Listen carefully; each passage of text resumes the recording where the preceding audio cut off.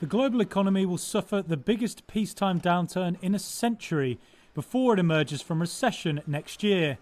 That was the warning from the OECD on Wednesday.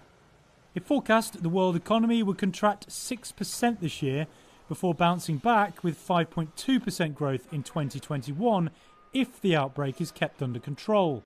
But the OECD said a second wave of contagion would see the global economy contract just over 7.5%, and growth next year would then be a mere 2.8%.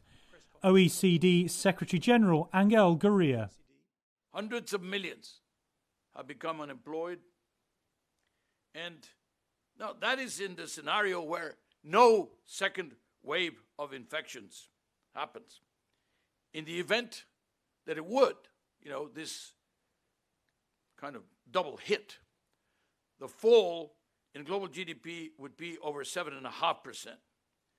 And we'd be looking at perhaps 40 million more unemployed.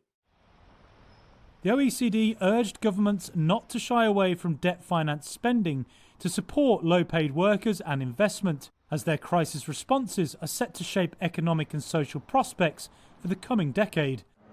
The Policy Forum also warned governments not to inflame trade tensions and called on authorities to work together on a vaccine for the virus.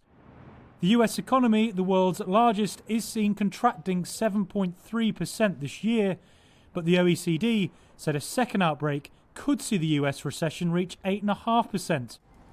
Britain is expected to see the worst downturn among the countries covered by the OECD, with its economy forecast to contract 11.5% this year.